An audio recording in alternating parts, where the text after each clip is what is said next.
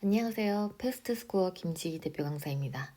오늘은 라이팅 쓰실 때 계율을 짜야 하는가에 대해서 말씀드리려고 합니다. 계율을 짜지 않고 시험지를 받자마자 에세이 작성을 시작하시는 분들이 종종 많이 있는데요. 결론을 말씀드리면 계율을 안 짜는 것보다 짜는 게 훨씬 좋습니다. 어떤 측면에서냐면요. 우리 라이팅 시험에서는 4가지 평가 항목이 있는데 글의 일관성을 담당하는 coherence, cohesion 부분에서 계율을 짜지 않을 때와 짤 때 큰 점수 차이를 보이곤 합니다. 계율을 짜는 것은 2가지 이유를 가지고 있는데요. 첫 번째, 글이 너무 스페시픽하거나 too general 하는 것을 피하기 위함입니다.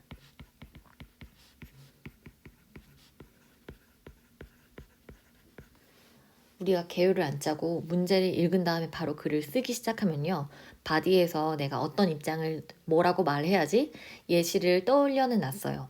근데 예시를 자세히 풀어서 쓰다 보면 스페시픽하게 너무나 들어갑니다. 토픽 센텐스 쓰고 서포트 아이를 쓰는데 이 서포트 아이의 특정한 키워드에 이제 빠져가지고 이거에 대한 장점을 또 썼어요.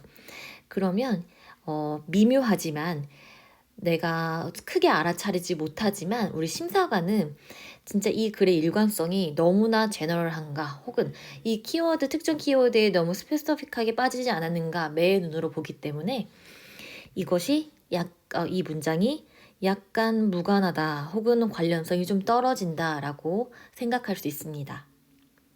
그리고 글을 쓰다 보면 아이디어가 없는 경우에 많이 발생하는데요. 너무 제너럴하게 쓰는 거예요.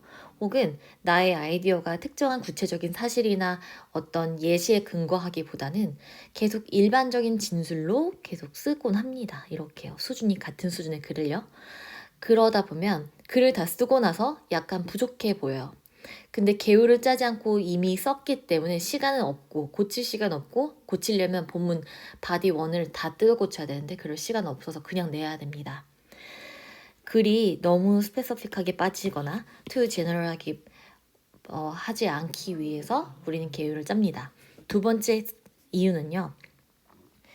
기호가 하는 역할은 내가 질문을 더 자세하고 꼼꼼히 분석할 시간을 벌어주는 겁니다.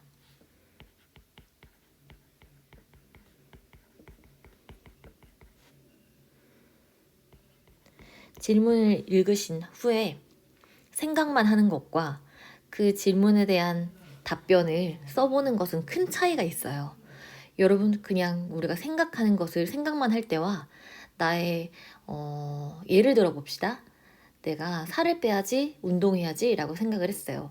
근데 어떤 운동을 해야 될지 대충 생각해 보는 것과 한번 이런 운동을 해야겠다, 요가 같은 걸 해야 되겠는데 요가를 무엇을 할까, 필라테스를 할까 이렇게 써보는 것은요. 나의 생각이 어떻게 되는 걸 알 수 있으니까 더 구체화되는 자기 자신을 발견할 수 있습니다. 계율을 짜는 것은요.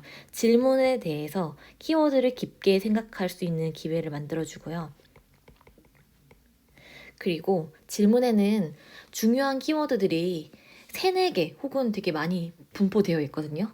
근데 내가 한 번만 읽었을 때 딱히 써보지 않았을 때는요. 계율을 짜지 않고 생각만 해보면요.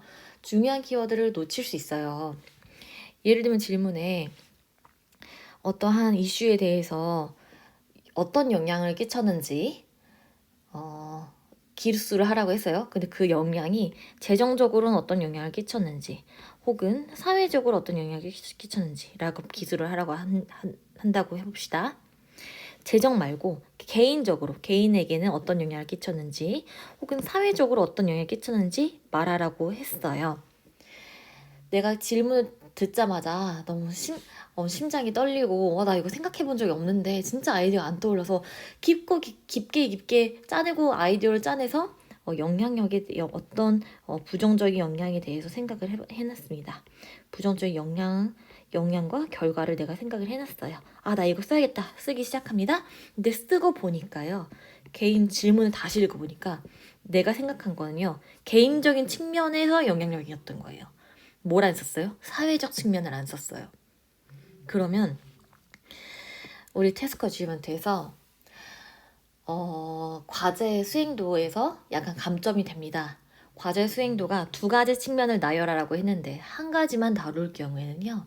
한 단계가 낮아져요. 내가 태스크 어시먼트에서 6을 받을 사람이었다면 5로 낮아진다는 얘기예요. 그래서 우리가 만약에 라이팅 태스크 2에서 받아야 될 점수가 한 5.5만 나와도 괜찮다. 그러면요. 별로 큰 영향이 없을 수 있는데요. 나 라이팅에서 6.5 받아야 되는 사람이다. 그리고 태스크 2에서 6.5를 받아야 되는 사람이다. 그러면요. 둘 중에 하나만 다르면요. 절대 점수가 안 나와요. 그렇기 때문에 이 두 가지 이유를 통해서 우리는 계율을 짜야 합니다. 계율을 짜는 건 이런 거예요. 이거는 제 교재에 에세이 쓰는 부분에 만든 이제 계율 짜는 파트인데 실제 시험에서는 메모장에다가 거기다가 쓰시면 됩니다. 계율을 인트로, 바디, 컨클루전 나눠서요. 어떤 내용을 쓸지 인트로는 별거 없겠죠. 여기에는 질문에 대한 키워드를요. 시노님을 많이 써놓으시고요. 그리고 내가 어떻게 패러프레이징 할지 시노님 위주로 써놓으시면 됩니다. 네, 그리고 나의 아이디어가 my opinion이 agree인지 or disagree인지 advantage를 지지하는지 disadvantage를 지지하는지 이 정도만 써놓으시면 됩니다. 그리고 바디 1, 바디 2에서는 topic sentence, support, develop topic, support, topic 하나죠. support to develop 이런 식으로 간단하게라도 써놓으세요. 간단. 그러니까 아이디어를 결정하는 키워드만 써놔도 괜찮습니다. 문장 쓸 필요 없어요. 문장 쓰면 시간 없죠. 이 모든 과정은요. 5분에서 한 7분? 7분 넘어가면 시간 부족합니다. 그러니까 5분 내에 끝내려고 노력해야 돼요. 내가 생각하고 이 아이디어에 대해서 생각하고 구체적인 예시를 떠올리면서 계율을 짤 때 어떻게 합니까? 내가 어떤 아이디어를 들지, 뭐를 예시로 들지 생각을 하실 거 아닙니까? 그런 생각하는 시간 포함해서 5분, 7분입니다. 그리고 그 다음에 이제 에세이를 쓰시면 됩니다.